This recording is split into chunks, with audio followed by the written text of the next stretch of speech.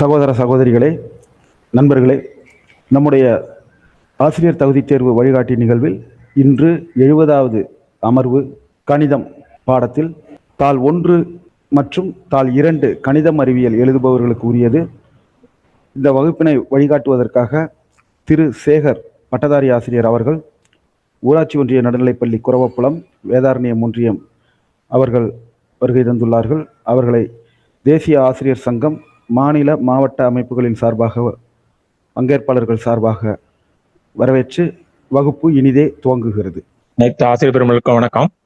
சென்ற வகுப்புல வடிவேல் தொடர்பாக 7ஆம் வகுப்புல உள்ள சில பாடக்கருத்துக்களை நம்ம தெரிஞ்சுக்கிட்டோம். அந்த பாடத்தினுடைய பாட சுருக்கம் தான் நம்ம இப்ப பார்த்துக்கிட்டு இருக்கோம். அதில் உள்ள முக்கிய கருத்துக்கள் நம்ம சென்ற வகுப்புல இறுதியில சற்று விரைவா சொன்னோம். இப்ப அதை மீண்டும் ஒரு தடவை நினைவுபடுத்திட்டு அதன் தொடர்ச்சியா உள்ள 3ஆம் பருவத்தில் உள்ள 7ஆம் வகுப்பு 3ஆம் பருவத்தில் வடிவில் உள்ள பாடக்கருத்துக்களை தெரிஞ்சுப்போம். ஒரு முக்கோணத்தின் 3 கோணங்களின் கூடுதல் 180 டிகிரி. இதை நம்ம 6ஆம் வகுப்புலேயே படிச்சுட்டோம். அதை பயன்படுத்தி 7ஆம் வகுப்புல படக்கணக்குகளாக 2 கோணங்கள் கொடுத்துருப்பாங்க. 3வது கோணம் எப்படி கண்டுபிடிக்கிறது, இல்ல 2 கோணத்துல எக்ஸ் கொடுத்துருப்பாங்க, 3வதுக்குள்ள கோணத்தை எப்படி கண்டுபிடிக்கிறது, அது இருசம பக்க முக்கோணமா இருந்தா அதுல உள்ள 2 கோணங்கள் கொடுக்கப்பட்டு 3வது கோணம் எப்படி கண்டுபிடிக்கிறது, அந்த கணக்குகள் போடுவதற்கு இந்த முக்கோணத்தின் 3 கோணங்களின் கூடுதல் 180 டிகிரி அப்படிங்கிறது பயன்படும். அதுல அந்த 3வது பண்பை படிச்சு பார்க்குறோம். ஒரு முக்கோணத்தின் வெளிக்கோணங்களின் கூடுதல் 360 டிகிரி.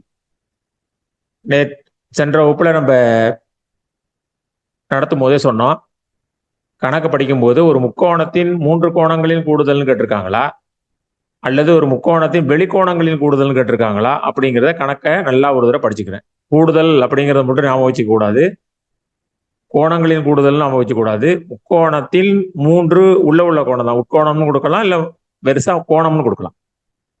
ஒரு முக்கோணத்தின் வெறுசாவே கோணங்களின் கூடுதல்னு கேட்டா நம்ம 180 டிகிரி தான் எழுதும். வெளிக்கோணம்னு மென்ஷன் பண்ணா 360 டிகிரி எழுதும். இதை நம்ம நினைவில் வச்சுக்கிறோம்.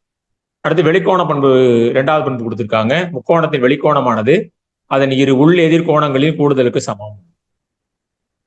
அது நம்ம ஏற்கனவே சொல்லிட்டோம். ஒரு முக்கோணம் வரைஞ்சிருப்பாங்க, ஏதாவது ஒரு பக்கத்தை நீட்டி இருப்பாங்க. நீட்டிட்டு வெளியில ஒரு கோணம் கொடுத்துருப்பாரு. அந்த கோணம் வேணும்னா அதற்கு வெளிக்கோணத்துக்கு பக்கத்துல உள்ள உட்கோணத்தை தவிர அதுக்கு ஏத்தாப்புல உள்ள 2 கோணத்தை நம்ம கூட்டினா நமக்கு விட சரியா வரும். ஒரு முக்கோணம் ஏபிசின்னு இருக்கு, அதுல பிங்கிற பக்கத்தை டி வரையும் நம்ம நீட்டிருந்து வெளிக்கோணம் போட்டிருந்தோம்னா பி கிட்ட நீட்டுனா அந்த பி கோணத்தை கூட்டக்கூடாது, ஏ கோணத்தையும் சி கோணத்தையும் கூட்டணுங்கிறத நாம வச்சுக்கிறோம். மீண்டும் சொல்றோம், எந்த பக்கத்துல பக்கமானது நீட்டிக்கப்பட்டிருக்கோ அந்த கோணத்தை விட்டுட்டு அதுக்கு ஏத்தாப்புல உள்ள பி கிட்ட கோணம் நீட்டிருக்காங்கன்னா பி கோணத்தை விட்டுட்டு மிச்சம் உள்ள ஏ கோணத்தையும் சி கோணத்தையும் கூட்டினா அந்த பி கோணத்துக்கு வெளியில உள்ள கோணம் கிடைக்கும். இதை நம்ம நினைவில் வச்சுக்கணும். அதற்கு பிறகு சர்வசம முக்கோணம் தொடர்பா 4 பண்புகள் நம்ம படிச்சிருக்கோம். பக்கம் பக்கம் பக்கம் கொள்கை, அது சுருக்கமா பா பா பா கொள்கைன்னு சொல்லுவோம். அடுத்தது பக்கம் கோணம் பக்கம், பா கோ பா கொள்கைன்னு சொல்லுவோம். அடுத்து கோணம் பக்கம் கோணம் கொள்கை, கோ பா கோ கொள்கை என்று சொல்லுவோம். செங்கோண முக்கோணமா இருந்தா செங்கோணம் கர்ணம் பக்கம். செங்கோணம்னா தெரியும், 90 டிகிரி. 90 டிகிரிக்கு நேர் ஏத்தாப்புல உள்ள பக்கம்ங்கிறது கர்ணம். ஏதாவது ஒரு பக்கம் கொடுத்துருப்பாங்க. இந்த 3க்கு உள்ள தொடர்பு செங்கோணம் கர்ணம் பக்கம். இது சர்வசம முக்கோணத்துக்கு அமைவதற்கான பண்புகள். இது 7ஆம் வகுப்புல 2ஆம் பருவத்துல. அடுத்தது 7ஆம் வகுப்புல 3ஆம் பருவம் சமச்சீர் தன்மையின் வகைகளை படங்கள் மூலமாக நினைவு கூறுதல். இந்த சமச்சீர் தன்மையில ஒரு கணக்கு நம்மள கேட்பதற்கு வழி இருக்கு. சமச்சீர் தன்மை 5ஆம் வகுப்பு 4ஆம் வகுப்புலயே ஆரம்பிச்சிடுறாங்க. சமச்சீர், ஒரு இலைய பறிச்சு 2ஆ நடுவில் உள்ள காம்பு வழியா பிரிச்சா 2 ஒன்றன் மீது ஒன்று சரியாக பொருந்துகிறது. அதை நம்ம மாணவர்களுக்கு செய்து காட்டுறோம். ஒரு படத்தை மடிச்சு காட்டுறோம், நம்மளுடைய புகைப்படத்தை மடிச்சு காட்டுறோம், ஒன்றன் ஒன்று சரியாக பொருந்துகிறது. அப்ப இது இந்த உருவங்கள்லாம் சமச்சீர் தன்மை கொண்டது. எத்தனை வகையில நம்மளால மடிக்க முடியுமோ அது அந்த உருவத்தினுடைய சமச்சீர் கோடுன்னு சொல்லுவோம். அப்ப அதை நமக்கு நினைவு கொடுத்துருக்காங்க. முதல்ல உள்ள சமச்சீர் கோடு, கீழே படங்கள் கொடுத்துருக்காங்க. முதல்ல செவ்வகம் படம் கொடுத்துருக்கு, அதுக்கு 2 கோடு போட்டிருக்காங்க. அடுத்து சர்வசம முக்கோணம் கொடுத்துருக்கு, 3 கோடு போட்டிருக்காங்க. அடுத்தது ஒரு படம் கொடுத்துருக்காங்க, அதுக்கு 4 கோடு போட்டிருக்காங்க. அடுத்தது ஐங்கோணம் படம் போட்டிருக்காங்க, அதுக்கு அவர் 5 கோடு போட்டிருக்காரு. அடுத்து அருங்கோணம் போட்டிருக்காங்க, அதுக்கு அவர் 6 கோடு போட்டு காட்டிருக்காரு. ரைட். அப்ப இது போல சமச்சீர் கோடு வேணும்னா அந்த உருவத்தை ஒன்றன் மீது ஒன்று சரியாக பொருந்துமாறு எந்த கோடு பிரிக்கிறதோ அதுதான் அந்த உருவத்தினுடைய சமச்சீர் கோடு. இதை நம்ம 6ஆம் வகுப்புல படிச்சிருக்கோம், 5ஆம் வகுப்புல படிச்சிருக்கோம். 5ஆம் வகுப்புல எழுத்துக்களுடைய கிடைமட்டமா எப்படி எந்தெந்த எழுத்துக்கள் பிரியும், செங்குத்து வழியா எந்தெந்த எழுத்துக்கள் பிரியும், கிடைமட்டமும் செங்குத்து வழியா எந்தெந்த சமச்சீர் கோடுகள் போட்டு அந்த கோட்டை அந்த எழுத்தை பிரிக்கலாம், இந்த தொடர்பான அனைத்து தகவல்களையும் நம்ம ஏற்கனவே 6ஆம் வகுப்பு நடத்தும் போது நம்ம சொல்லிட்டோம். அடுத்தது எதிரொலிப்பு சமச்சீர். எதிரொலிப்புன்னு சொன்னாலே கண்ணாடி பிம்பம். அப்ப கண்ணாடி பிம்பத்துல அந்த உருவம் எப்படி தெரியும், அதை வச்சு சொல்றது எதிரொலிப்பு சமச்சீர் தன்மை. கீழே நமக்கு சில எடுத்துக்காட்டுகள் கொடுத்துருக்காங்க. நம்ம ஏற்கனவே எழுத்துல பாதி எழுத்து கொடுத்துட்டு மீதிய நம்ம ஃபுல்லா பண்ற மாதிரி கணக்குகள் போட்டிருக்கோம். ரைட். கீழே இவற்றை மொழிகள் கணக்கு கொடுத்துருக்காங்க. கிடைமட்ட கோட்டை பொறுத்து அடுத்து 2வது செங்குத்து கோட்டை கொண்டு எதிரொலிப்பு செய்க. MATH செங்குத்து கோட்டு போட்டா எம், அப்படி எம் போலவே தெரியும், ஏ போலவே தெரியும், டி போலவே தெரியும், கச்சு போலவே தெரியும். அப்ப எதிரொலிப்பு செஞ்சாலும் அது அப்படியே தான் இருக்கும். அதன் பிறகு கீழே உங்களுக்கு தெரியுமான்னு ஒரு கருத்து கொடுத்துருக்காங்க. அதுல ஓவிய லியோனார்டோ டாவின்சியின் படைப்புகள் வழக்கத்திற்கு மாறான தன்மையை கொண்டது. அதே போல் அவர் எழுத்துக்கள் பொதுவாக எழுத்து முறையும் ஆடிபிம்பமாக அமைந்துள்ளது. அவர் எழுதுறது 2 பக்கமும் எழுதிட்டு போற மாதிரி இருக்கு அப்படிங்கிற மாதிரி ஒரு கருத்தை சொல்லியிருக்காங்க. அவர் பேரை நாம வச்சுக்கிறோம். அடுத்து சுழல் சமச்சீர் தன்மை.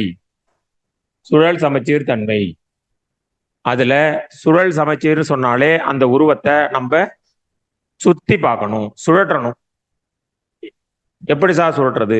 சுழற்றும் பொழுது அப்ப அதுக்கு கோணம் தெரியணும். அப்ப கீழே நமக்கு புரியறதுக்காக ஒரு படம் போட்டு காட்டியிருக்காங்க பாருங்க. ஒரு அருங்கோணம் கொடுத்துருக்காங்க, அதை 6ஆ பிரிச்சிருக்காங்க. அதுல 6ல் ஒரு பகுதி நான் 60 டிகிரி சுத்துறேன், 120 டிகிரி சுத்துறேன், 180 டிகிரி சுத்துறேன், 240 டிகிரி சுத்துறேன், 300 டிகிரி சுத்துறேன், 360 டிகிரி சுத்தும் பொழுதுதான் அந்த உருவம் மீண்டும் அதே நிலைக்கு வருது. ஒரு முழு சுற்றுக்கு ஒரு உருவமானது எத்தனை முறை ஒன்றோடு ஒன்று பொருந்துகிறதோ அதுதான் அதனுடைய சுழல் சமச்சீர் வரிசை. அப்ப அருங்கோணமா இருந்தா அது 6 முறை ஒன்றன் மீது ஒன்று சரியாக பொருந்தும். சதுரமா இருந்தா 4 முறை பொருந்தும். செவ்வகமா இருந்தா 2 முறை பொருந்தும். அதனால பக்கத்தை பொறுத்து அதோட விடையை நம்ம சொல்லக்கூடாது. சதுரத்துக்கு 4 பக்கம் 4 முறை பொருந்தும், செவ்வகத்துக்கும் 4 பக்கம் தான், ஆனா அது 2 முறை தான் பொருந்தும். ஏன்னா நீளம் இன்னொன்னு அகலமா இருக்கு. அப்ப நீளமும் அகலமும் ஒன்றோடு ஒன்று பொருந்தாது. இப்ப நீளமும் தான் ஒன்றோடு ஒன்று பொருந்தும், அகலமும் தான் ஒன்றோடு ஒன்று பொருந்தும். அப்ப 2 முறை மட்டும்தான். அப்ப இது அருங்கோணமா இருக்கிறதுனால 6 முறை ஒன்றோடு ஒன்று பொருந்துகிறது. அதனால அதனோட சுழல் சமச்சீர் வரிசை 6 அப்படின்னு சொல்லியிருக்காங்க. சுழல் சமச்சீர் வரிசையானது ஒன்றை விட அதிகமாக இருந்தா மட்டும்தான் அது சுழல் சமச்சீர் தன்மையை கொண்ட உருவம்னு சொல்லுவோம். அப்ப கண்டிப்பா அது ஒன்றோடு ஒன்று 2 முறை, மிக குறைந்த சுழல் சமச்சீர் வரிசை 2, மிக குறைந்த சுழல் சமச்சீர் வரிசை 2. ஏன்னா ஒரு உருவம் மீண்டும் அதே முறையை எப்ப பொருந்தும், மீண்டும் ஒரு முறை அதே இடத்த திரும்ப வரும்பொழுது பொருந்தும். அப்ப சுழல் சமச்சீர் வரிசை 2 அப்படின்னு நம்ம சொல்லிக்கிறோம். ரைட். அப்ப கீழே ஒரு படம் கொடுத்துருக்காங்க. அப்ப அதுல 6 இதழ்கள் கொடுத்துருக்கு. அப்ப 6 முறை பொருந்தும். அடுத்த படம் 3 இதழ் கொடுத்த மாதிரி இருக்கு. அப்ப இது 3 முறை பொருந்தும். அடுத்து சமபக்க முக்கோணங்கள் சுழல் சமச்சீர் வரிசை எழுதுங்க. சமபக்க முக்கோணமா இருந்தா அது 3 முறை ஒன்றோடு ஒன்று சரியாக பொருந்தும். ஒரு முழு சுற்றுக்கு ஒரு உருவமானது எத்தனை முறை ஒன்றோடு ஒன்று சரியாக பொருந்துகிறதோ அதுதான் சுழல் சமச்சீர் வரிசை. அதை நம்ம ஞாபகம் வச்சு. அடுத்து இடப்பெயர்வு சமச்சீர். இடப்பெயர்னா அதே உருவம் அப்படியே திரும்ப திரும்ப மீண்டும் மீண்டும் வருது. இங்க பாத்தீங்கன்னா பூ ஒரே மாதிரி பூ திரும்ப திரும்ப அதே மாதிரி வந்துருக்கு. அது இடப்பெயர்வு. இது நம்ம 6ஆம் வகுப்புல படிச்சது. முதல்ல சமச்சீர் கோடு, எதிரொலிப்பு சமச்சீர், சுழல் சமச்சீர், 4வது உள்ள இடப்பெயர்வு. இடப்பெயர்வுனா அப்படியே ஒரு பூ டிசைன் போட்டோம்னா அதே டிசைன் திரும்ப திரும்ப திரும்ப திரும்ப அதே மாதிரி வருது. ஒரு குறிப்பிட்ட திசையில தொடர்ந்து அதையே திரும்ப திரும்ப வைக்கிறது, அதற்கு பேரு இடப்பெயர்வு. நல்லா நாம வச்சுக்கிறோம். இது நம்ம 6ஆம் வகுப்புல படித்தது. இப்ப 7ஆம் வகுப்புல அதனோட தொடர்ச்சியா மேலும் சில சமச்சீர் தன்மை பத்தி படிக்க போறோம். இங்க அறிமுகம்னு சில கருத்துக்கள் எழுதியிருக்காங்க. அப்படியே அடுத்த பக்கம் வர்றேன். உருமாற்றங்களின் விளைவாக சமச்சீர் தன்மை கொடுத்திருக்கு. இங்க மனித உடலின் சமச்சீர் தன்மையும் அதன் நீட்சியாக இயற்கையின் சமச்சீர் தன்மை ஓவியர் லியோனார்டோ டாவின்சியின் விட்ருவியன் மனிதனின் படம் பயன்படுத்தப்பட்டுள்ளது. கீழே ஒரு படம் போட்டிருக்காரு. அப்படியே அடுத்த பக்கம். இப்ப இடப்பெயர்வு அப்படிங்கிற ஒரு உருமாற்றம், ஒரு உருவத்தின் அனைத்து புள்ளியையும் ஒரே திசையில் ஒரே தோழருக்கு நகர்த்தும் உருமாற்றம் இடப்பெயர்வு. இதையே நம்மள கேட்கலாம். ஒரு பொருளை அல்லது ஒரு உருவத்தை அதனுடைய அனைத்து புள்ளிகளையும் ஏதாச்சும் ஒரு குறிப்பிட்ட திசையில ஒரே தொலைவிற்கு நகர்த்தும் உருமாற்றத்துக்கு என்னன்னு பேரு? அதுக்கு இடப்பெயர்வுன்னு பேரு. அப்படியே அந்த பொருளை அப்படியே ஒரு திசையில நான் என்ன பண்ணியிருக்கேன், நகர்த்திருக்கேன். அந்த இடப்பெயர்வுக்கு சைடில் படத்தை பார்க்குறேன். ரோஸ் கலர்ல ஒரு படம் போட்டிருக்கு, அதுக்கு முன் உரு அப்படின்னு பேர் வச்சிருக்காரு. நீல கலர்ல ஒரு படம் போட்டிருக்கு, அதுக்கு நிழல் உருன்னு பேர் வச்சிருக்காரு. அதே மாதிரி அடுத்த படத்துலையும் முன் உரு நிழல் உரு. முன் உரு அப்படிங்கிறது அவங்க கொடுத்த படம், நிழல் உருன்னா அந்த படம் நகர்ந்துருக்கு, இடப்பெயர்வு அடைந்திருக்கு. அந்த இடப்பெயர்வு எவ்வளவு தூரம் நகர்ந்தது இதை நம்மள குறிக்க சொல்லுவாங்க. கீழே அந்த அட்டவணையை பாருங்க. இந்த ரோஸ் கலர்ல உள்ள ஏங்கிற அந்த படமானது நீல கலருக்கு ஏ டேஷ், நிழலுற டேஷ்னு போடுவார். ஏ போட்டு தலையில 1 போட்டா அதை நான் ஏ டேஷ்னு படிக்கிறேன். A dash A dash. அந்த ஏங்கிற உருவம் ஏ டேஷா அடைவதற்கு நடந்த இடப்பெயர்வு என்ன அப்படின்னு நம்மளை கேள்வி கேட்கலாம். அதுக்கு நான் என்ன செய்யணும்? அந்த ஏங்கிற புள்ளியில உள்ள அந்த படத்துல ஏதாவது ஒரு முனைகிட்ட போய் நின்னுக்கணும்.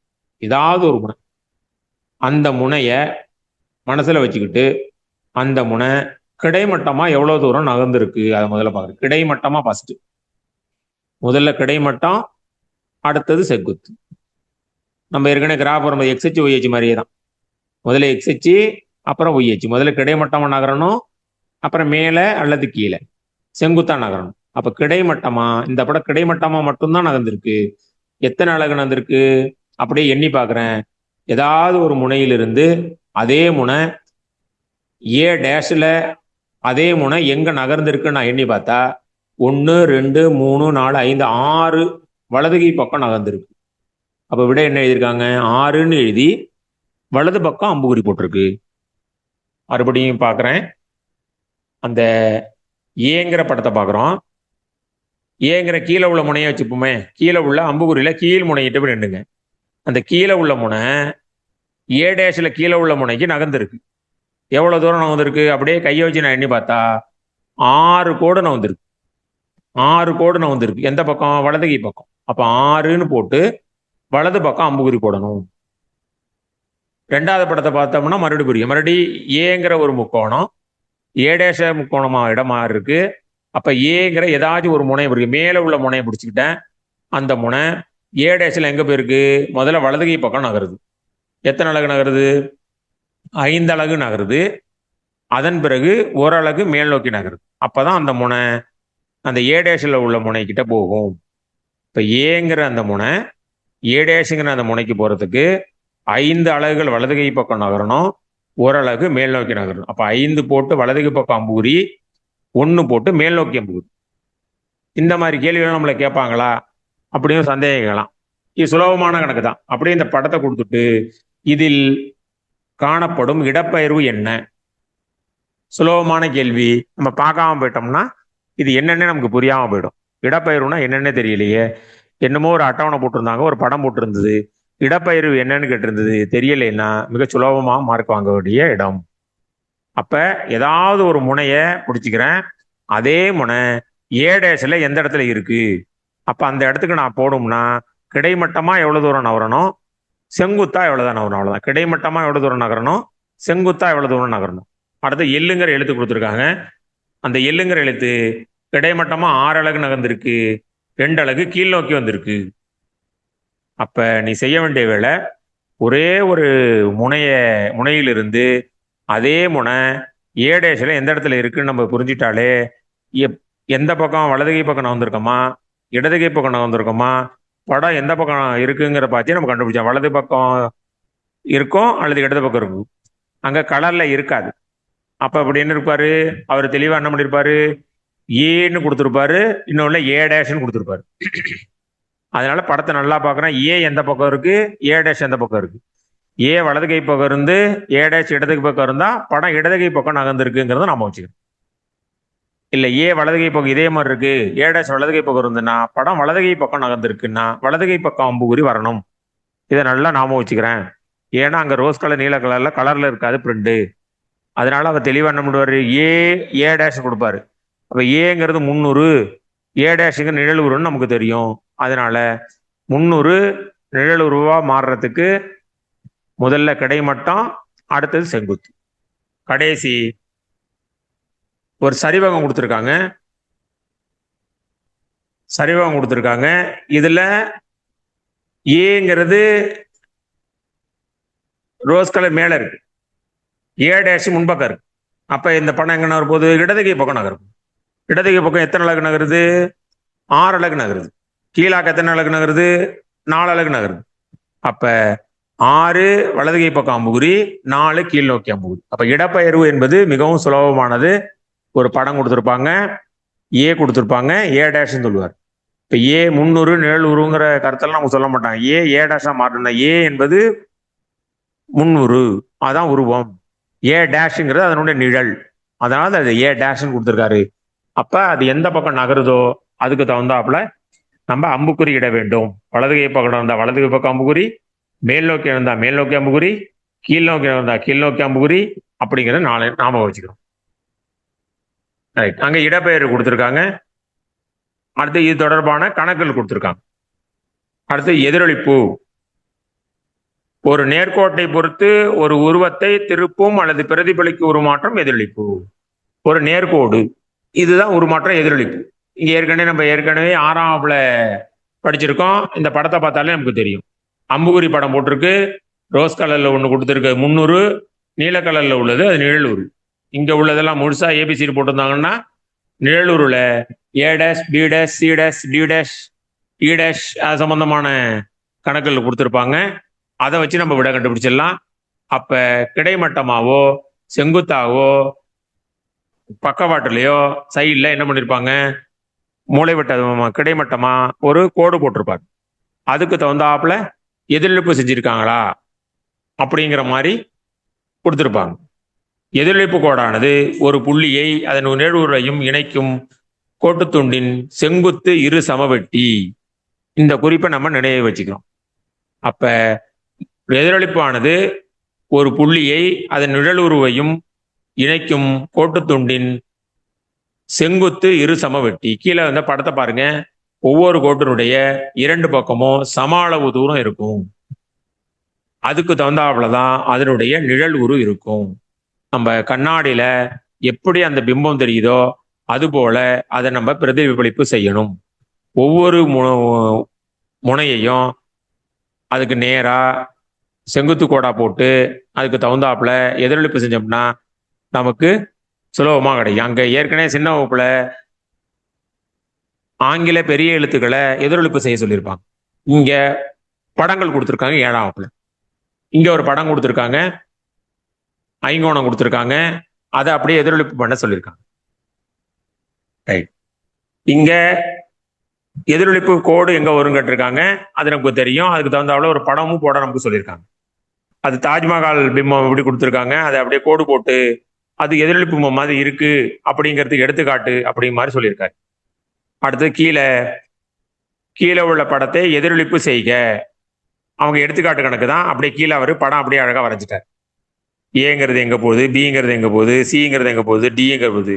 சிங்கிறது சி டேஷ், டிங்கிறது டி டேஷ், இங்கிறது இ டேஷ், பிங்கிறது பி டேஷ் ஆயிடுது. அப்ப எதிரொலிப்பு செய்யும் பொழுது முன்னுருள் உள்ளது நல்ல ஏபிசிடியா இருந்தா நிழலுள் உள்ளது A dash, B dash, C dash, D dash அப்படிங்கிற டேஷ் போட்டு கொடுத்துருப்பாங்க. அப்ப நம்ம ஒரு கண்ணாடி நிழல் வச்சுக்கணும். அந்த முன்னாடி உள்ள உருவம் அதே தொலைவுக்கு நிழலுலையும் அத்தனை கோடுகள் அத்தனை அலைகள் நகர்ந்திருக்குங்கிறத நம்ம நிழல் வச்சுக்கணும்.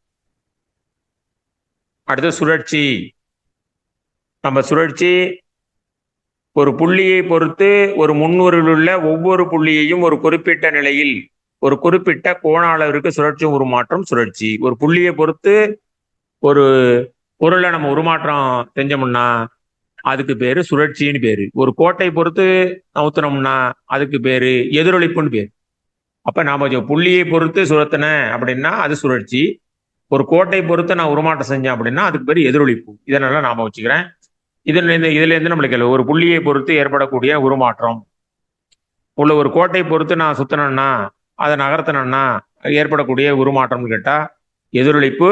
ஒரு புள்ளியை பொறுத்து சுத்தினா அதுக்கு பேர் சுழற்சி. ரைட். ஒரு புள்ளியை பொறுத்து எப்படி நம்ம அந்த சுத்தணும் அப்படிங்கிறது மாதிரி அவரு விளக்கம் கொடுத்துருக்காங்க. கீழே கடிகார சுற்றின் திசையிலான 180 டிகிரி கோண அளவு சுழற்சியும் கடிகார சுற்றின் எதிர் திசையிலான 180 டிகிரி கோண அளவு சுழற்சியும் ஒரே நிழலுறவை அமைக்கும். எனவே ஒரு உருவத்தை 180 டிகிரி கோண அளவு சுழற்றும் போது திசையை குறிப்பிட தேவையில்லை. அவர் படத்தை சுத்தம் பொழுது படம் போடுறாப்புல கண்டிப்பா கணக்கு கொடுக்க மாட்டாங்க. படம் கொடுத்துட்டு இதுல கேட்கணும் அப்படின்னா படமும் கொடுத்துருக்கணும், அதற்கான சுழற்சி செய்யப்பட்ட படமும் கொடுத்துருக்கணும். அதுல இருந்தா நம்மளை கேள்வி கேட்கலாம். ஒரு படம் அதுக்கான சுழற்சிக்கான படமும் கொடுத்துட்டு இது ஏற்பட்ட சுழற்சியின் கோண அளவு என்னன்னு கேட்கலாம். நம்ம ரொம்ப கஷ்டப்பட்டு கேள்வி கேட்கணும், இது சுழற்சியிலேருந்து ஒரு நான் கேள்வி கண்டிப்பா கேட்க போறேன் அப்படின்னு நினைச்சாருன்னா ஒரு படம் கொடுப்பாரு, அதற்கான சுழற்சி செய்யப்பட்ட படமும் கொடுத்துடுவாங்க. கேள்வி என்ன கேட்பாங்க, இந்த முன்னூறு நிழலுருவானது ஏற்படக்கூடிய சுழற்சியின் கோண அளவு என்ன, இல்லை ஏற்பட்ட சுழற்சி எவ்வளவு அப்படின்னு கேட்டா அவர் என்ன எழுதுவாரு, 2 வார்த்தை பயன்படுத்துறாங்க.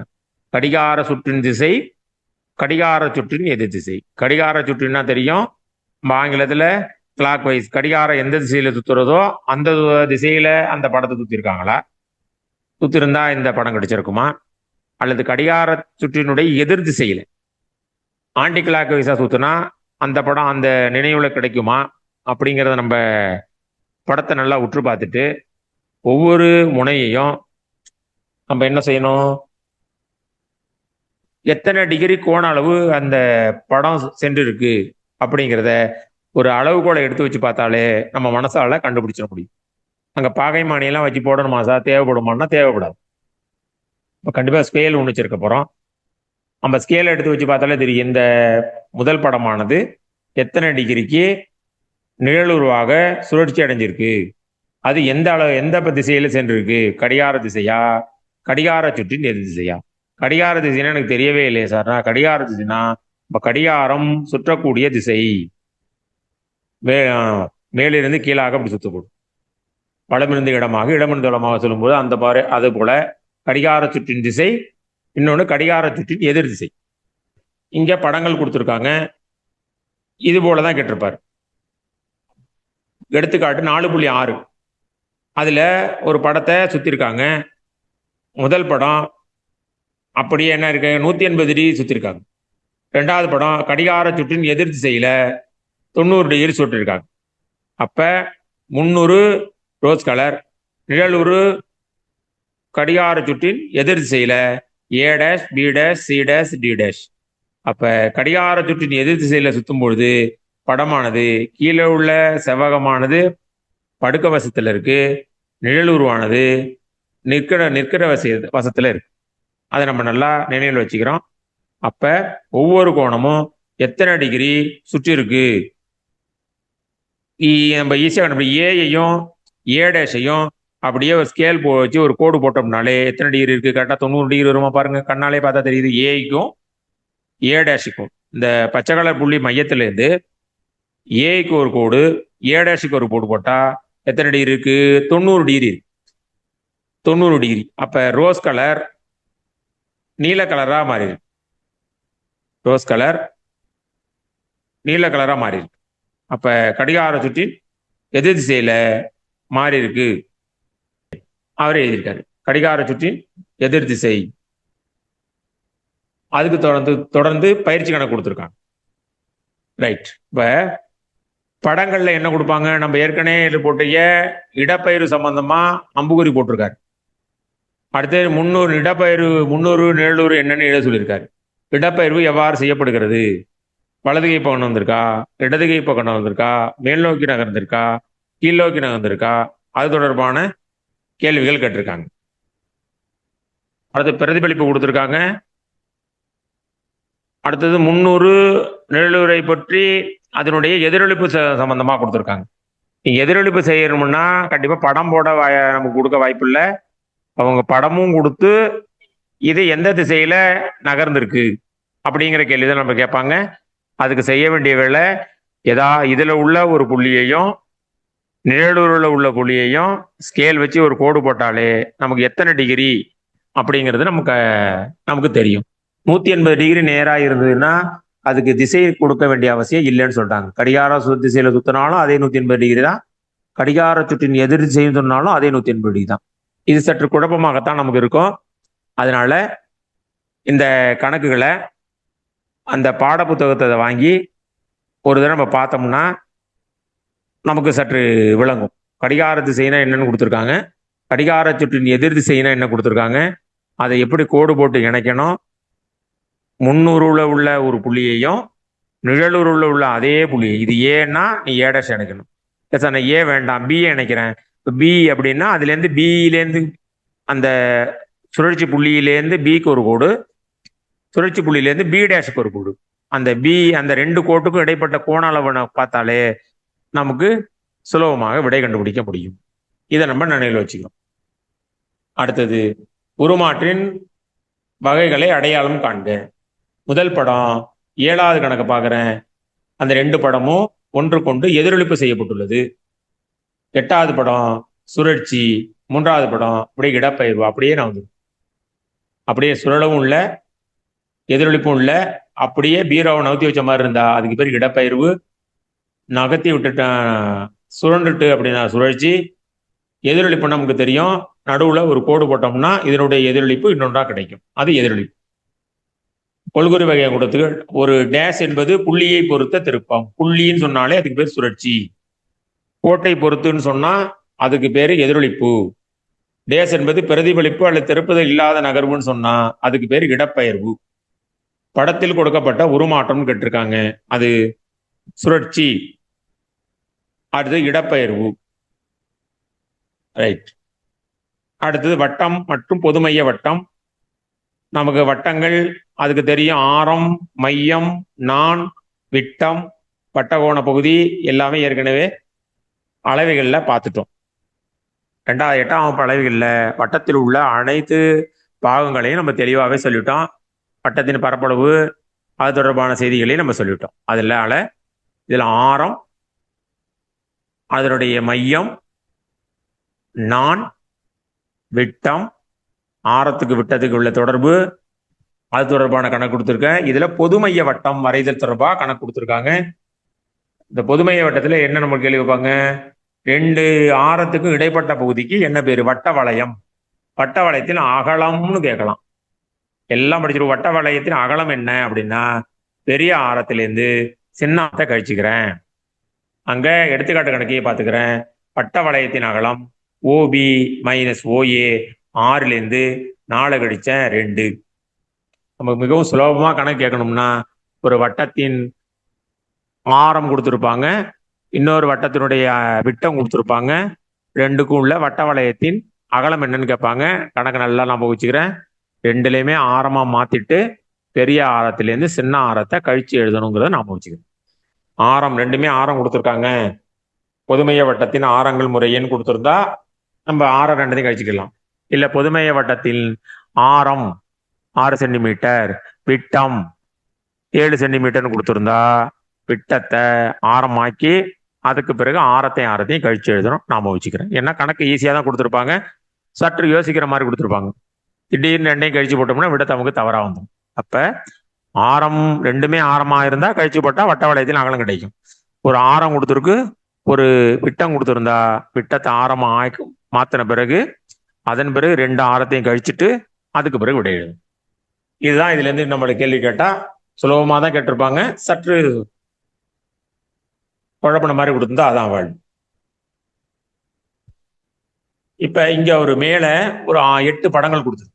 இப்ப டிங்கிற படம் அதனுடைய உருமாற்றம் என்னன்னு கேட்டிருக்கு. அப்ப டி என்ன பண்ணிருக்காங்க, டி சுழற்சி, இ என்ன இருக்கு, இது எதிரொலிப்பு, எஃப் என்ன பண்ணிருக்காரு, இடப்பெயர்வு செஞ்சிருக்காங்க.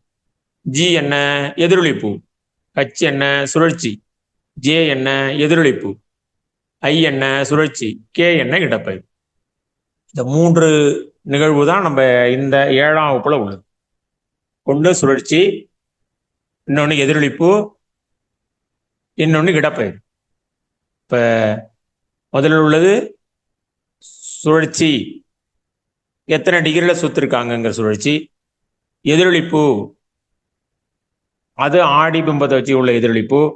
அடுத்து இடப்பெயர்வு சொல்லும் பொழுது கிடைமட்டமா எவ்வளவு தூரம் போணுச்சு, செங்குத்தா எவ்வளவு தூரம் போணுச்சு. இந்த மாதிரி படம் கொடுத்துட்டாங்க, கட்டம் போட்டு படம் கொடுத்துருந்தாதான் நம்மளால இடப்பெயர்வை துல்லியமா எழுத முடியும். அப்படி இல்லாட்டா இதனுடைய உருமாற்றம் என்னன்னு தான் கேட்டிருப்பாங்க. கீழே விட என்ன இருக்க போது, சுழற்சி, இடப்பெயர்வு, நகர்வு, இது போல ஏதாச்சும் 4 கொடுத்துட்டு நம்ம அதனான விடையை நம்ம கேட்பாங்க. அப்ப அந்த படத்தை நல்லா வச்சுக்கிறேன். எதிரொலிப்பா இருந்தா நடுவில் கோடு போட்டா ஒன்று மற்றொன்றின் எதிரொலிப்பாக இருந்தா அதுக்கு எதிரொலிப்பு. அப்படியே நகர்ந்திருந்தா இடப்பெயர்வு. படம் சுத்தி இருக்காங்க, சுழற்சி பண்ணியிருக்காங்கன்னா அது சுழற்சின்னு எழுதணும். இதை நம்ம ஞாபகம் வச்சுக்கணும். இது 7ஆம் வகுப்புல உள்ள 3ஆம் பருவத்தில் உள்ள வடிவியல் தொடர்பான கணக்குகள். அதுக்கு இந்த பாட சுருக்கத்தை நல்லா நினைவு வச்சுக்கிறோம். சுழற்சியை திருப்போம்னு சொல்றோம், எத்தனை டிகிரி சுத்துறோம், 90 டிகிரியா, கால் திருப்பமா, அரை திருப்பமா, அதுக்கு தகுந்தாப்புல விளக்கங்கள் எழுதியிருக்காங்க. கிடைமட்டமா நகர்ந்தா வலப்புற நகருக்கு வலப்பு காம்புகுறி, இடப்பெயர்வுக்கு இடப்ப காம்புகுறி, மேல் பக்கம் வந்தா மேல் நோக்கி அம்புகுறி, கீழ்ப்புற நகருக்கு கீழ் நோக்கி அம்புகுறி. அப்படிங்கிற இந்த பாட சுருக்கத்தை தெளிவா ஒரு நம்ம வாசிச்சு பார்த்தாலே இதில் உள்ள பாட கருத்துகள் நமக்கு நினைவுல இருக்கும். இப்ப இந்த 7ஆம் வகுப்புல நம்ம இந்த 3ஆம் பருவத்துல வடிவல் தொடர்பா நம்ம பார்த்தது உருமாற்றம் தொடர்பா, இடப்பெயர்வு, எதிரொலிப்பு, அடுத்தது சுழற்சி, மூன்று விதமானது படிச்சிருக்கோம். அடுத்தது 8ஆம் வகுப்பு. 8ஆம் வகுப்புல வடிவியல்ல மிக சுலபமா தான் கொடுத்துருக்காங்க. நம்ம ஏற்கனவே 7ஆம் வகுப்புல எல்லாமே படிச்சுட்டோம். இதுல எக்ஸ்ட்ரா கொஞ்சோண்டு ஒரு கருத்தான் கொடுத்துருக்காரு. பிதாகரஸ் தேற்றம் ஒண்ணு கொடுத்துருக்காங்க, முக்கியமானது. பிதாகரஸ் தேற்றம் இல்லாத கேள்வித்தாள்களே இல்லை. அது நேரடியாகவோ மறைமுகமாகவோ பிதாகரஸ் தேற்றம் இல்லாத கணித தேர்வு தாளே இல்லை, வினாத்தாளே கிடையாது. அதனால பிதாகரஸ் தேற்றம் நமக்கு ஏற்கனவே நம்ம படிக்கும் பொழுதே பிதாகரஸ் தேற்றம் நல்லா படிச்சு வச்சிருக்கோம். இதை மீண்டும் நினைவில் வச்சுக்கிறோம். அதற்கு முன்னாடி இந்த முக்கோணம் தொடர்பாக நம்ம ஏற்கனவே சர்வசம முக்கோணங்கள் படிச்சு 4 பண்புகள் படிச்சிருக்கோம். மீண்டும் நினைவு கொள்றோம். இந்த வகுப்பு ஆரம்பத்திலே சொல்லிட்டோம், 4 விதமான கொள்கை. பா பா பா கொள்கை, பாக்கோ பா கொள்கை, கோ பா கோ கொள்கை, சே கா பா கொள்கை. அப்ப பா பா பானா என்ன சார், பக்கம் பக்கம் பக்கம் கொள்கை.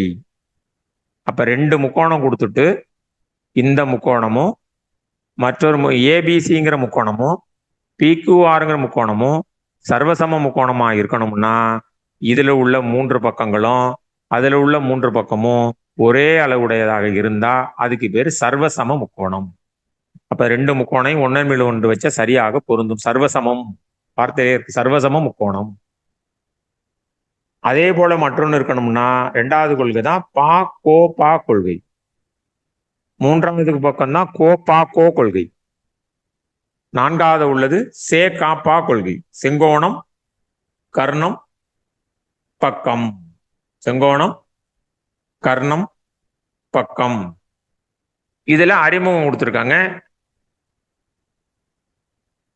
சர்வசம மற்றும் வடிவத்த வடிவங்கள். இப்ப சர்வசமம்னு கொடுத்திருக்காங்க, கீழே வடிவத்ததும் கொடுத்திருக்காங்க. சர்வசமம்னு சொன்னா மேல உள்ள படங்களை பாருங்க. வண்ணத்து பூச்சி படம் போட்டிருக்கு, பக்கத்துல மரம் மாதிரி ஒரு படம் போட்டிருக்கு. அப்ப மேல உள்ள ரெண்டு படத்துலையும் ரெண்டு வண்ணத்து பூச்சியும் ஒரே அளவுல இருக்கு. ரெண்டு மரம் மாதிரி போட்ட ரெண்டு படம் ஒரே மாதிரி ஒரே அளவுல இருக்கு. அப்ப அது ரெண்டு என்ன? சர்வசமம். அதுவே கீழே உள்ள படத்தை போய் பார்க்குறேன், ஒட்டகச்சிவிங்கி இருக்கு, கீழே ஒட்டகச்சிவிங்கி இருக்கு. வண்ணத்து பூச்சி இருக்கு, அதே மாதிரி வண்ணத்து பூச்சி இருக்கு. சதுரங்கள் இருக்கு, பெருசு பெருசு பெருசு சின்னது போன 3 இது. ஐங்கோணம் இருக்கு, அதுல நிறைய இருக்கு. இதுக்கு என்ன பேரு? வடிவொத்தது. வடிவொத்ததுன்னா என்ன? வடிவ ரெண்டும் ஒரே மாதிரி இருக்கு, ஆனா அளவுகள் மாறும். அளவுகள் எப்படி இருக்கும்? விகித சமத்துல இருக்கும். எல்லாம் வச்சு விகித சமம், ஒரே ரேஷியோல. நம்ம ஜெராக்ஸ் சின்னது பெருசு பண்றது போல அதே படம் அதே எடுத்து, ஆனா ஒரு குறிப்பிட்ட 1.5 பங்கு பெருசாக்குறேன், 2 பங்கு பெருசாக்குறேன் அப்படிங்கும் பொழுது அதே எழுத்து எல்லா எழுத்தும் ஒரே விகிதத்துல அப்படியே என்ன ஆயிடும்? பெருசாகுது. அதுக்கு பேரு வடிவொத்தது. சர்வசமம்னு சொன்னா ரெண்டு உருவமும் ஒரே அளவு இருக்கணும், ஒரே மாதிரி இருக்கணும், ஒரே அளவுல இருக்கணும். இங்க வடிவொத்ததுன்னு சொன்னா இருக்கும், இன்னொன்னு பெருசா இருக்கும், ஆனா கண்ணாமண்ணான அளவு மாறாது. விகித சமம். ஏதோ ஒரு விகிதத்துல 2 மடங்காகவோ 3 மடங்காகவோ 3 பக்கமோ 4 பக்கம் கொடுத்தா 4 பக்கமோ ஒரே விகிதத்துல மாறியிருந்தா அதுக்கு பேரு வடிவொத்தது. ரைட். அடுத்து சர்வசம முக்கோணங்கள். நம்ம ஏற்கனவே பார்த்த 7வதுல பார்த்த அதே கொள்கைக்கான விளக்கம் கொடுத்துருக்கு. பக்கம் பக்கம் பக்கம் கொள்கைன்னா என்ன? 2 படம் கொடுத்துருக்காங்க, கீழே பாருங்க, அந்த படத்தை பாருங்க. சர்வசம பண்புன்னு கொடுத்துருக்காங்க. முதல் படம் ஏபிசிங்கிற முக்கோணம், ரெண்டாவது படம் பிக்யூஆருங்கிற முக்கோணம். 2 முக்கோணமும் சர்வசம முக்கோணம். அப்படி இருக்கணும்னா முதல் படத்தில் உள்ள ஏபிங்கிற கோட்டுல ஒரு கோடு போட்டிருக்காங்க, இங்க பிக்யூங்கிற பக்கத்துல ஒரு கோடு போட்டிருக்காங்க. அப்ப ஏபிங்கிற பக்கத்தோட அளவும் பிக்யூங்கிற பக்கத்தோட அளவும் சமம். ஈக்குவல் போட்டிருக்காங்க. AB AB equal to PQ. ரெண்டாவது BC equal to QP, AC equal to PR. இதனுடைய முதல் பக்கமும் அதனுடைய முதல் பக்கமும், இதனுடைய 2வது பக்கமும் அதனுடைய 2வது பக்கமும், முதல் படத்தினுடைய 3வது பக்கமும் 2வது படத்தினுடைய 3வது பக்கமும் சமமா இருந்தா இந்த 2 முக்கோணமும் சர்வசம முக்கோணங்கள். ஈக்குவல் டு போட்டு எழுதியிருப்பாங்க, அல்லது 3 கோடு போட்டு எழுதியிருப்பாங்க. சர்வசமம், சிமெட்ரின்னு எழுதி சர்வசமம் ஈக்குவல் டு போட்டிருக்கேன், கான்கரண்ட் அப்படி எழுதியிருப்பாங்க. அப்ப 2 முக்கோணமும் சர்வசமமா இருக்கிறதுக்கான முதல் கொள்கை இது.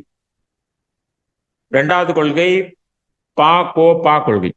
பக்கம், கோணம், பக்கம். அதுல என்ன கொடுத்துருக்காங்க? இதுலயும் 2 ஒரு கோடு போட்டிருக்காங்க, இன்னொரு பக்கத்துல 2 கோடு போட்டிருக்காங்க. அந்த 2 பக்கத்துக்கு இடைப்பட்ட கோணம் கொடுத்துருக்காரு. அதனால முதல் படத்துல உள்ள ஏசி அந்த பக்கமும் 2வது படத்துல உள்ள பிக்யூங்கிற பக்கமும் சமம். அதுவே முதல் படத்துல ஏபிங்கிற பக்கமும் 2வது படத்துல பிக்யூ பிஆருங்கிற பக்கமும் சமம். அந்த 2 பக்கத்துக்கு இடைப்பட்ட ஏங்கிற கோணமும் 2வது படத்துல பிங்கிற கோணமும் சமம். அப்ப பக்கம் பக்கம் கோணம் அல்ல, பக்கம் கோணம் பக்கம். அதனால 2வது கொள்கை பா கோ பா கொள்கைன்னு நம்ம எழுதியிருக்கோம். அடுத்து 3வது கொள்கை கோணம் பக்கம் கோணம். அப்ப முதல் படத்தில் உள்ள கோணமும் 2வது படத்தில் உள்ள கோணமும் சமமா இருக்கணும். அதுபோல முதல் படத்தில் உள்ள 2 கோணத்திற்கு இடைப்பட்ட அந்த பக்கமும் ரெண்டாவது முக்கோணத்தில் உள்ள ரெண்டு கோணத்துக்கு இடைப்பட்ட அந்த பக்கமும் சமமா இருக்கணும். அந்த படத்தை பார்த்தாலே நல்லா உங்களுக்கு புரியும். படத்தை வேணா நம்ம ஜூம் பண்ணி பார்த்துக்கோம். மூணாவது கோணம்.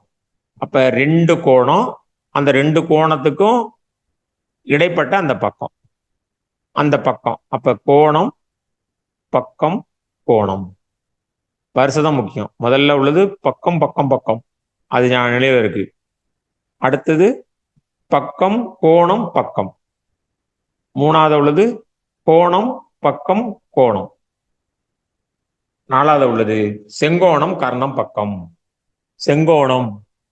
செங்கோணம்னு சொன்னா அது 90 டிகிரி. நம்ம பிதாகரஸ் தேற்றத்துக்கு ஞாபகம் வச்சுக்கிறோம். செங்கோணத்துக்கு நேரா உள்ளது கர்ணம், ஏதாவது ஒரு பக்கம். பாக்கி ரெண்டு பக்கம் தான் பாக்கி இருக்கும். செங்கோணத்தை தாங்கக்கூடிய ஏதாவது ஒரு பக்கம், அந்த பக்கமும் அதே போல உள்ள இன்னொரு முக்கோணத்தில் உள்ள செங்கோண முக்கோணத்தில் உள்ள பக்கமும் சமமா இருந்தா அந்த ரெண்டு செங்கோண முக்கோணங்களும் சர்வசம முக்கோணங்களாக இருக்கும். இது நம்ம ஏற்கனவே படித்த 7ஆம் வகுப்புல இன்றைய வகுப்பு ஆரம்பிக்கும் போது சொல்லிட்டோம். 4 விதமான கொள்கை சர்வசமத்தன்மைக்கான பண்பு கொள்கை. அதுக்கு கீழே குறிப்பு ஒண்ணு கொடுத்துட்டு பாருங்க. எந்த ஒரு நேர்கோட்டும் கோணமும் அதற்கு சர்வசமமாகும். இது பிரதிபலிப்பு எனப்படும். எந்த ஒரு கோட்டுத்துண்டும் எந்த ஒரு கோணமும் அதற்கு அதுவே சர்வசமம். 5 சென்டிமீட்டர் கோட்டு துண்டு எதுக்கு சர்வசமமா இருக்கும்? இன்னொரு 5 சென்டிமீட்டர் கோட்டு துண்டுக்கு சமமா இருக்கும். என்ன பேரு வேற இருக்கலாம். ஏபிங்கிற கோட்டு துண்டா இருக்கலாம், அது எக்ஸ்ஒய்ங்கிற கோட்டு துண்டா இருக்கலாம். ஏபிங்கிற கோட்டு துண்டு 5 சென்டிமீட்டர், எக்ஸ்ஒய்ங்கிற கோட்டு துண்டு 5 சென்டிமீட்டர். அப்ப இருந்தா சர்வசமம்.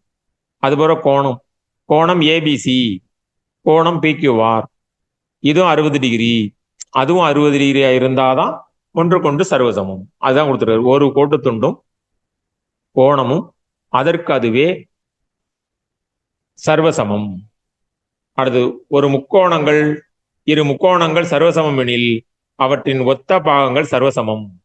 இது சிபிசிடிசி.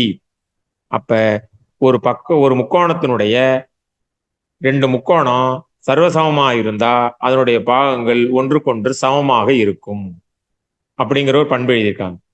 கோணங்களில் பக்கங்கள் என்பது ஒரு முக்கோணத்தின் 2 கோணங்கள் சமமெனில் அதன் எதிர்பக்கங்கள் சமம். ஒரு இருசம பக்க முக்கோணம்னு ஒரு கொடுத்திருந்தாருன்னா, ஒரு பக்கம் அவர் கொடுத்திருந்தா, அப்ப இன்னொரு பக்கம் இருசம பக்க முக்கோணமா இருந்தா 2 பக்கம் சமம்னு கொடுத்திருந்தா அந்த 2 பக்கங்களுக்கு எதிரே உள்ள 2 கோணமும் சமம். அதே போல பக்கங்கள் சமமெனில் கோணங்கள் சமமெனில் பக்கங்கள். அப்ப 2 பக்கம் சமமா இருந்தா 2 கோணம் சமமா இருக்கும். 2 கோணம் சமமா இருந்தா அந்த 2 கோணத்துக்கு ஏத்தாப்புல 2 பக்கமும் சமமா இருக்கும். அதான் இந்த பண்பு. இதை நம்ம ஞாபகம் வச்சுக்கிறோம். அது தொடர்பான கணக்குகள் கொடுத்துருக்காங்க. இங்க வடிவத்த முக்கோணம் வச்சுக்கிறோம். வடிவத்த முக்கோணம் அங்க உங்களுக்கு தெரியுமான்னு ஒண்ணு கொடுத்துருக்காரு. அது உங்களுக்கு தெரியுமாங்கிற பகுதி தான் நம்ம ஒவ்வொரு பாடத்திலையும் நல்ல தெளிவா நிதானமா தெரிந்து வேண்டிய பகுதி. 2 முக்கோணங்கள் சர்வசமம் என நிரூபிக்க பா பா கோ மற்றும் கோ பா பா ஆகிய பண்புகள் போதுமானவையாக அமைவது இல்லை. நம்ம சொன்ன 4ல பக்கம் பக்கம் பக்கம் நமக்கு நிலையில் இருக்கு. இன்னொன்னு பக்கம் கோணம் பக்கம், கோணம் பக்கம் கோணம். ஆனா இங்க என்ன கொடுத்துருக்கு? பா பா கோ பா பா. இது ரெண்டும் சர்வசமமா இருப்பதற்கான வாய்ப்புகள் இல்லை. அதை நிரூபிச்சு காட்டியிருக்காங்க. அது நமக்கு தேவையில்லை. அப்ப பக்கம் பக்கம் பக்கம், பக்கம் கோணம் பக்கம், கோணம் பக்கம் கோணம், சே காப்பா. இந்த 4 பண்புல ஏதாவது ஒண்ணு கட் பண்ணிட்டு ஏதாவது இதுல ஒண்ண ஜாயின் பண்ணி விட்டுருவார். பக்கம் பக்கம் பக்கம், பக்கம் பக்கம் கோணம் பாரு. பக்கம் பக்கம் கோணம் கிடையாது. கோணம் கோணம் பக்கமும் கிடையாது. அப்ப கோணம் பக்கம் பக்கம் அது கிடையாது. இது ரெண்டும் கிடையாதுங்கிற ஞாபகம் வச்சுக்கணும். அடுத்து வடிவத்த முக்கோணங்கள். அந்த வடிவத்த முக்கோணங்கள், இது வடிவத்த முக்கோணம்னா பக்கங்கள் ரெண்டும் ஒரே மாதிரி இருக்கும். ஆனா எப்படி இருக்கும்? பக்கங்கள் விகித சமத்துல இருக்கும். அது என்ன விகித சமம்? முதல் படம் சின்னதா இருக்கு, 2வது படம் அதே போல 2 பங்கு இருக்கு. அப்ப அதே மாதிரி பெருசாகிட்டு, இல்ல முதல் படம் பெருசா இருக்கு, அடுத்த படம் சின்னதா இருக்கு, படம் சின்னதா போயிட்டு, அப்ப அது விகித சமத்துல இருக்குன்னு அர்த்தம். அப்ப கோணங்கள் சமமா இருக்கு, பக்கங்கள் விகித சமத்தில் இருக்கு. கோணங்கள் அப்படி ஒத்த கோணங்கள் சமமாகும், ஒத்த பக்கங்கள் விகித சமத்திலும் உள்ளன. முதல் படத்தை பார்க்குறேன். PQRங்கிற சின்னோண்டு முக்கோணம், ஏபிசிங்கிறது பெரிய முக்கோணம், கோணத்தை போய் இழந்த 3 கோணமும் சமமா இருக்கு. கோணங்கள் 3 சமமா இருக்கு, ஆனா பக்கங்கள் 3 விகித சமத்துல இருக்கு. அப்ப கோணம் P ஈக்குவல் டு கோணம் A, கோணம் Q ஈக்குவல் டு கோணம் P, கோணம் R ஈக்குவல் டு கோணம் C. 3 கோணங்களும் சமமா இருக்கு, ஆனா பக்கங்கள் விகித சமத்துல இருக்கு. PQ by AB, PR by AC, QR by BC. அதனால வடிவத்ததுக்கு நம்ம சமக்குறி போட்டு எழுத மாட்டோம், நெளிகோடு போட்டு நடுவில் எழுதியிருப்போம். முக்கோணம் PQR வடிவத்தது முக்கோணம் ABC. 2 முக்கோணங்கள் வடிவத்தவையை நிரூபிக்க 4 வழிகள் உண்டு. இதனால நாம வச்சுக்கிறோம் 4 வழி. வடிவத்ததா இருக்கணும்னா இந்த 4ஐயும் நாம வச்சுக்கிறேன். கோ கோ கோ கோணம் கோணம் கோணம். இது யாருக்கு?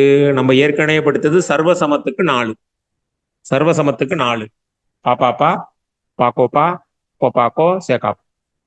சர்வசமம் இல்ல, இது வடிவத்தது. வடிவத்ததுன்னா கோணம் கோணம் கோணம், பக்கம் கோணம் பக்கம், பக்கம் பக்கம் பக்கம், செங்கோணம் கர்ணம் பக்கம். இதுல ஒண்ணு புதுசா ஒண்ணு மட்டும் தான் மாறி இருக்கு. கோணம் கோணம் கோணம் ஃபர்ஸ்ட்ல உள்ளது வடிவத்ததுக்கு கோணம் கோணம் கோணம், பக்கம் கோணம் பக்கம், பக்கம் பக்கம் பக்கம், செங்கோணம் கர்ணம் பக்கம். அதுல உள்ள இதுலயே வந்துச்சு. இதுல ஒரு குறிப்பு கொடுத்திருக்காரு பாருங்க. முக்கோணம் ஏபிசி வடிவத்தது முக்கோணம் PQR எனில் முக்கோண ஏபிசியின் பக்கங்கள் ஏபி பிசி ஏசி ஆகியவை முக்கோண PQRின் பக்கங்கள் PQ QR PRின் ஒத்த பக்கங்கள் ஆகும். மேலும் கோணங்கள் ABCக்கு ஒத்த கோணங்கள் முறையே PQ மற்றும் R ஆகும். வடிவத்த முக்கோணங்களுக்கு வரிசை மாறாமல் பெயரிடுவது முக்கியம். எடுத்துக்காட்டாக முக்கோணம் ஏபிசி வடிவத்தது முக்கோணம் PQR எனில் முக்கோணம் BAC ஆனது முக்கோணம் PQRக்கு வடிவத்தவையாக இருக்காது. அப்ப வடிவத்தவை எழுதும் பொழுது அந்த எழுத்து முறை அதுல வரிசையாக எழுத வேண்டியது மிக மிக முக்கியம். அதுக்கு கீழே எடுத்துக்காட்டு கணக்கு கொடுத்துருக்காங்க. இங்க ஒரு குறிப்பு கொடுத்துருக்காங்க. அனைத்து வட்டங்களும் சதுரங்களும் எப்போதும் வடிவத்தவையாக இருக்கும். அனைத்து செவ்வகங்களும் எப்போதும் வடிவத்தையாக இருக்க வேண்டியது இல்லை. இதை நாம வச்சுக்கிறேன். கீழ்கண்டவற்றில் எது வடிவத்தையாக இருப்பதற்கான வாய்ப்புகள் இருக்குன்னு கேட்கலாம். வட்டம், சதுரம், சமபக்க முக்கோணம், செவ்வகம்னு சொன்னா செவ்வகம் தான் இருக்கணும், வாய்ப்பு இல்லை. இருக்கலாம், இல்லாமலும் போலாம். ஆனா சதுரம், வட்டம், சமபக்க முக்கோணம் இது எல்லாமே கண்டிப்பா வடிவத்தவையாகத்தான். அங்க ஒரு எடுத்துக்காட்டு 5.5ல ஒரு கணக்கு கொடுத்துருக்காங்க, ஒரு படம் கொடுத்துருக்காங்க, 2 படம் கொடுத்துருக்காங்க. இதுல தெரியாத ஒரு அளவு கேட்டிருக்காரு. A மற்றும் B ஐ காண்க. கணக்குல குறிப்பே கொடுத்துட்டாங்க. முக்கோண PQRும் XYZும் வடிவத்தது. வடிவத்ததுன்னு சொன்னாலே நம்ம ஞாபகம் வச்சுக்க வேண்டியது 2 விகித சமத்துல இருக்கும். இப்ப பை போட்டு எழுதிக்கணும். முதல்ல உள்ள அந்த 8 சென்டிமீட்டரும் அதை ஒத்த உள்ள ஏங்கிற பக்கமும் 14 சென்டிமீட்டரும் பிங்கிற அளவும் 10 சென்டிமீட்டரும் 16ங்கிற அளவும் ஒன்றுக்கொன்று விகித சமம். அதை அப்படியே பை போட்டு எழுதிட்டார். 8/A, 14/B, 10/16. இப்ப நான் ஏக்கு விட கண்டுபிடிக்கணும்னா 8/Aவையும் 10/16 சமப்படுத்தி அதை குறுக்கு பெருக்கல் பண்ணி சரி பண்ணா ஏக்கு விட 12.8 கிடைக்குது, பிக்கு விட 22.4 கிடைக்குது. அப்ப இது போல 2-3 கேள்வி உள்ள கணக்குகள் கேட்க மாட்டாங்க. ஏதாச்சும் ஒரு எழுத்தை மட்டும் கொடுத்துருவார். வடிவத்ததுன்னு சொன்னா நீங்க விகித சமங்கிற கருத்து உங்களுக்கு தெரிஞ்சிருக்கா அப்படிங்கறது டெஸ்ட் பண்ணணும்னா 2 முக்கோணம் கொடுத்து படம் வரைஞ்சிருப்பாங்க. 2 முக்கோணத்துல ஒரு முக்கோணத்துல 3 அளவுமே கொடுத்துருப்பாங்க. ஒரு முக்கோணத்துல 2 அளவு கொடுத்துட்டு ஒரு இடத்துல ஏ கொடுத்துருப்பாரு. அப்ப அதுக்கு நம்ம செய்ய வேண்டியது விகித சமம் அப்படிங்கிற ஒரு கருத்தை பயன்படுத்தி முதல் படத்துல உள்ள ஏபிசி அந்த அளவுகளை பார்க்குறேன், ரெண்டாவது படத்துல பிக்யூஆருங்கிற அளவு பார்க்குறேன். எந்தெந்த பக்கம் இதுக்கு விகித சமத்துல இருக்குங்கிறத ஞாபகம் வச்சுக்கிட்டு 1 by 1 போட்டு எழுதணும்.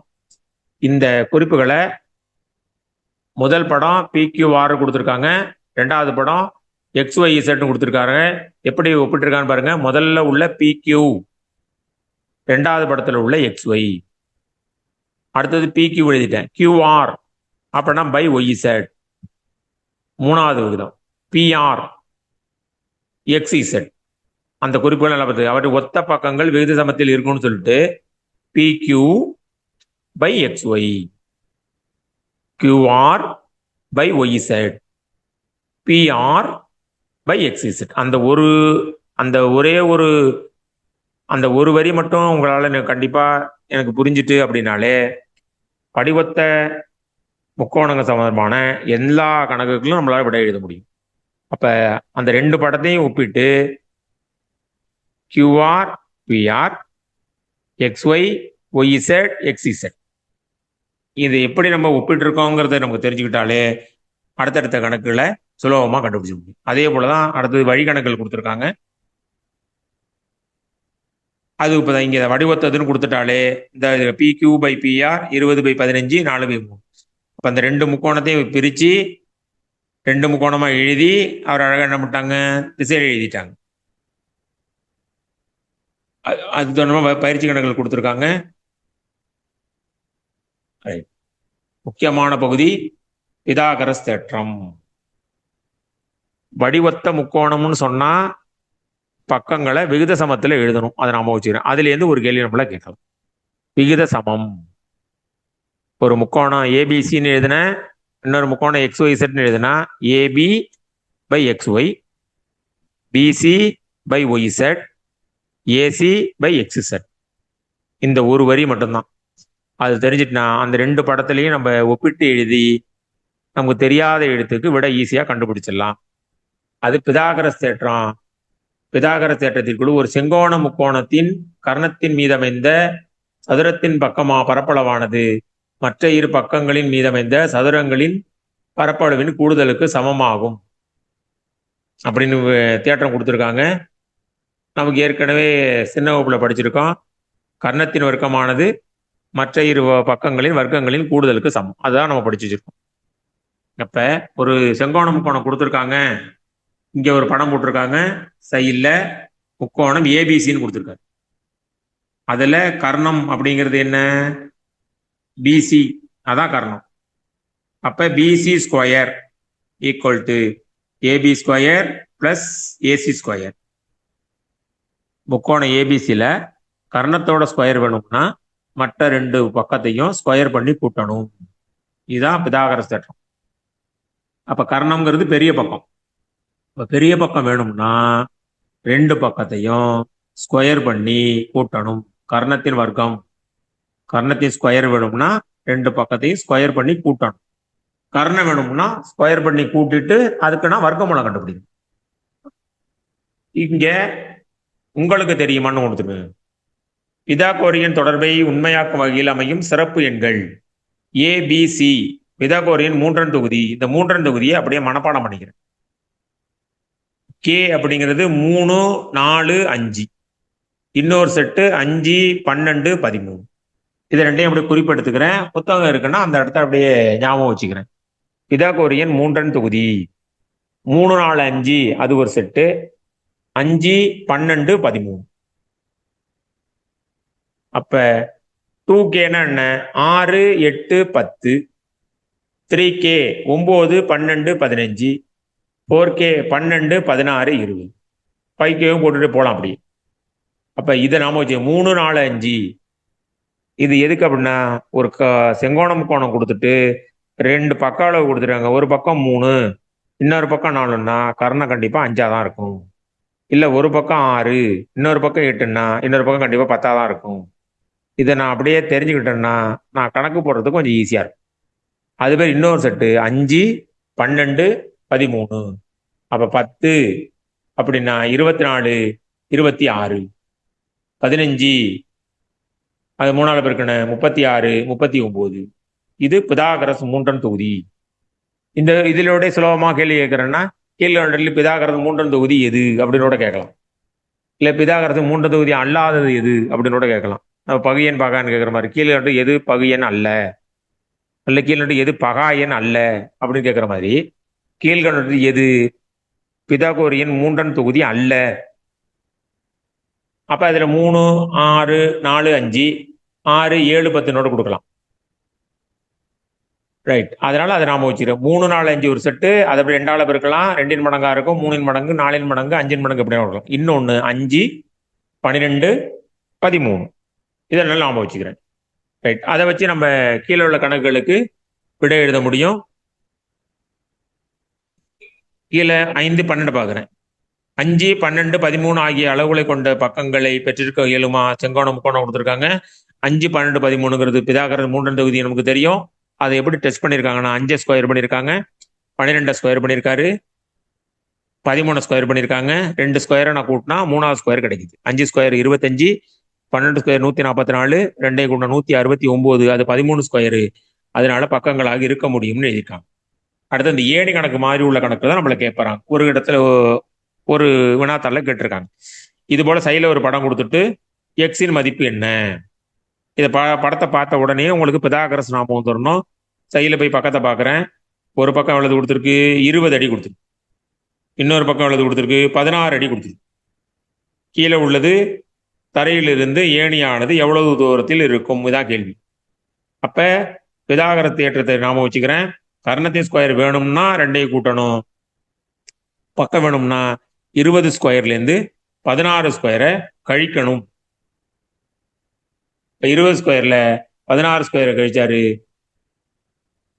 மிச்சம் 144, அது 12 ஸ்கொயரு. அதனால விட 12 அடி.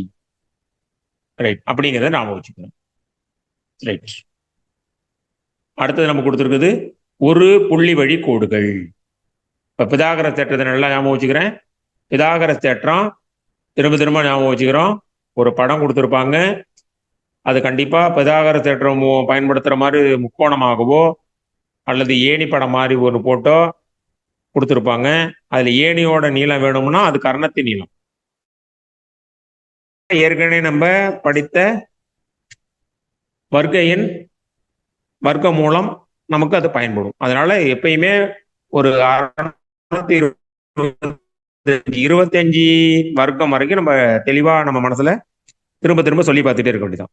25 வர்க்கம் மூலம் 625 வரைக்கும் நம்ம மனப்பாடம் படிச்சு வச்சிருந்தா இது போல கணக்கு போடும் பொழுது நம்ம சுலபமா விடை எழுதலாம். அப்ப பிதாகரஸ் தேற்றம் மிக முக்கியமா நாம வச்சுக்க வேண்டியது 2 பக்கங்களின் வர்க்கங்களின் கூடுதல் கர்ணத்தின் வர்க்கத்திற்கு சமமாகும். இதை நம்ம நிலையில் வச்சுக்கிறோம். இது பிதாகரஸ் தேற்றம். ஒரு புள்ளி வழி கோடுகள். நடுக்கோடு ஒரு முக்கோணத்தின் உச்சியையும் அதன் எதிர்பக்கத்தின் மையப்புள்ளியை இணைக்கும் கோடு அம்முக்கோணத்தின் நடுக்கோடு. முக்கோணத்தின் நடுக்கோடு எதுன்னா ஒரு முக்கோணத்தின் உச்சியையும் ஈத்தாப்புல உள்ள பக்கத்தினுடைய நடுப்புள்ளியை இணைக்கும் கோடு நடுக்கோடு. நடுவுல போடுற கோடுன்னு நாம வச்சுக்கணும். முக்கோணத்தின் நடுக்கோடு ஒரு உச்சியிலேருந்து அது எதிர்பக்கத்தின் நடுப்புள்ளியை இணைக்கும் கோடு முக்கோணத்தின் நடுக்கோடு. இதை நாம வச்சு நடுக்கோடுங்கிறத நாம வச்சுக்கிறேன். அடுத்த நடுக்கோட்டு மையம். அதுபோல முக்கோணத்துக்கு நம்ம கோடு போட்டா 3 கோடு போடணும். ஏங்கிற உச்சியிலேருந்து பிசிக்கு ஒரு கோடு, பிங்கிற உச்சியிலேருந்து ஏசியை நோக்கி ஒரு கோடு, சிங்கிற உச்சியிலேருந்து ஏபியை நோக்கி ஒரு கோடு போட்டா இந்த 3 நடுக்கோடும் ஒரு புள்ளி வழியா போகும். எந்த ஒரு முக்கோணத்தின் 3 நடுக்கோடுகளும் ஒரு புள்ளி வழி கோடுகள் ஆகும். எப்படி எந்த ஒரு முக்கோணமாக இருந்தாலும் நம்ம கோடு போட்டா அது ஒரு புள்ளி வழியா தான் போகும், ஒரே புள்ளி வழியா போகும். அது நடுக்கோட்டு மையம். ரைட், அந்த நடுக்கோட்டு மையத்தை நம்ம ஜிங்கிற எழுத்தால குறிக்கிறோம். அதுதான் நமக்கு புவியீர்ப்பு மையம். அதனால அது ஜின்னு வச்சுட்டோம். கிராவிட்டிக்காக ஜி வச்சிருக்காங்க. புவியீர்ப்பு மையம் ஜின்னு வச்சிருக்கோம். அந்த ஜிங்கிற வச்சத்தினுடைய பண்புகள் கொடுத்துருக்காங்க. நடுக்கோட்டு மையத்தின்